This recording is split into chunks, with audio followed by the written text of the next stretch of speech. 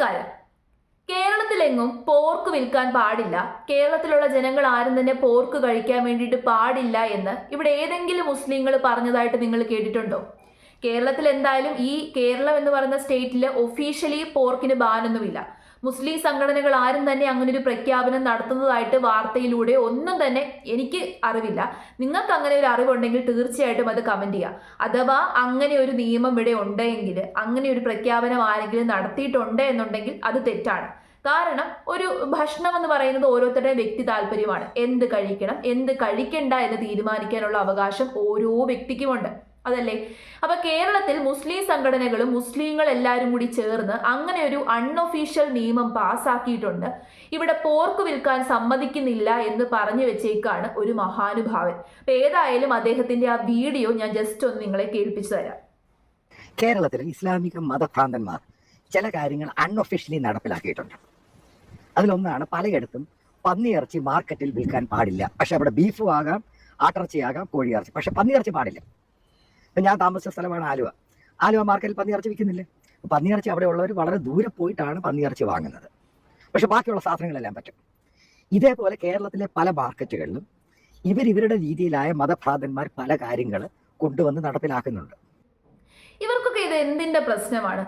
സത്യത്തില് ഇദ്ദേഹം അത്യാവശ്യം വിവരമുള്ളൊരു മനുഷ്യനാണ്, ഒരു മാധ്യമ പ്രവർത്തകനാണ്. ഇദ്ദേഹം എന്തടിസ്ഥാനത്തിലാണ് ഇങ്ങനെ ഒരു പ്രസ്താവന ഇറക്കിയെന്ന് എനിക്ക് മനസ്സിലാവുന്നില്ല. ഞാൻ ഒഫീഷ്യലി അങ്ങനെ ഒരു പ്രഖ്യാപനവും കേട്ടിട്ടില്ല. ഇവിടുത്തെ മുസ്ലിം സംഘടനകളുടെ ഭാഗത്തു നിന്നോ മുസ്ലിങ്ങളുടെ ഭാഗത്തു നിന്നോ. എനിക്ക് ഒരുപാട് മുസ്ലിം സുഹൃത്തുക്കളുണ്ട്.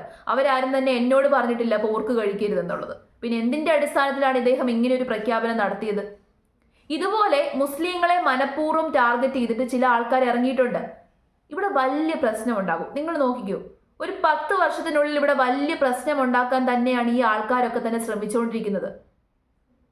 ഇങ്ങനെ വർഗീയത പുലമ്പി ഇങ്ങനെ ഓരോരോ കാര്യങ്ങൾ സൃഷ്ടിച്ച് ഇവിടുത്തെ സമാധാനം ഇല്ലാതെയാക്കണം. ഞാൻ ആദ്യമേ പറഞ്ഞതുപോലെ ഭക്ഷണം എന്ന് പറയുന്നത് ഒരാളുടെ പേഴ്സണൽ ചോയ്സ് ആണ്. എനിക്ക് എന്താണോ ഇഷ്ടമുള്ളത് ആ ഭക്ഷണം കഴിക്കാനുള്ള അവകാശം എനിക്കുണ്ട്. എന്നെ തടയാൻ ആർക്കെങ്കിലും അവകാശമുണ്ടോ? ഒരിക്കലും ഇല്ല. നമുക്ക് കുറേ ഫണ്ടമെന്റൽ റൈറ്റ്സ് തന്നേക്കുന്നത് എന്തിനാണ്? ഇപ്പൊ മുസ്ലിങ്ങളെ സംബന്ധിച്ചിടത്തോളം പോർക്ക് ഹറാമാണ്. അതിന് അവർക്ക് അവരുടേതായിട്ടുള്ള കാര്യങ്ങളുണ്ട്, അവരുടെ വിശ്വാസമുണ്ട്. അപ്പൊ അവരെ സംബന്ധിച്ചിടത്തോളം അവർക്കത് വേണ്ട, അവരത് ഭക്ഷിക്കുന്നില്ല എന്ന് വെച്ചിട്ട് അവർക്ക് മറ്റുള്ളവരോട് അത് കഴിക്കരുത് എന്ന് പറയാൻ അവകാശമുണ്ടോ? ഒരിക്കലും ഇല്ല.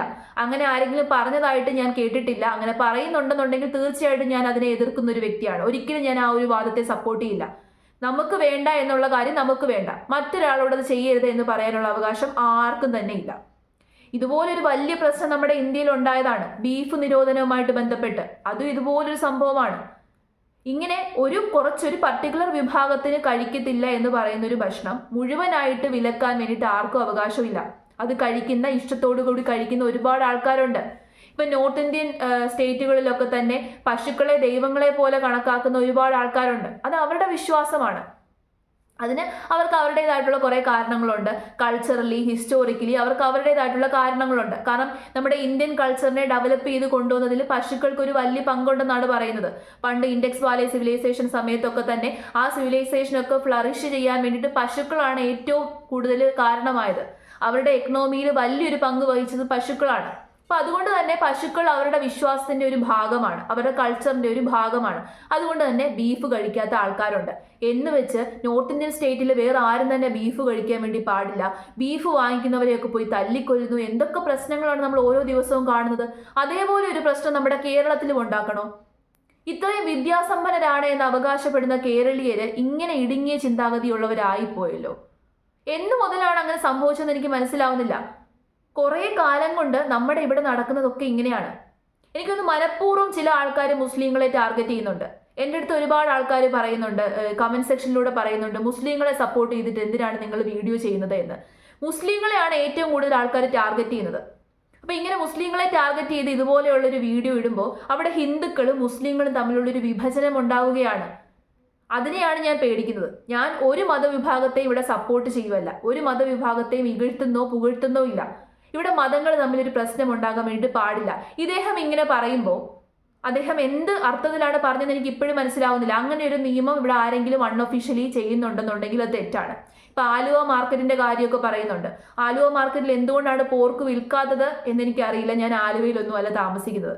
എന്നാലും ഞങ്ങളുടെ ഈ ഏരിയയിലൊന്നും അങ്ങനെ ഒരു സംഭവമില്ല. മുസ്ലിങ്ങൾ ഭക്ഷിക്കുന്നില്ല എന്ന് പറഞ്ഞു കഴിഞ്ഞാൽ ഓക്കെ, ഭക്ഷിക്കണ്ട എന്ന് വെച്ച് ബാക്കിയുള്ളവരാരും വാങ്ങിക്കരുത്, അത് കഴിക്കരുതെന്ന് ഒരു മുസ്ലിമും പറഞ്ഞതായിട്ട് എനിക്ക് ഒരറിവുമില്ല.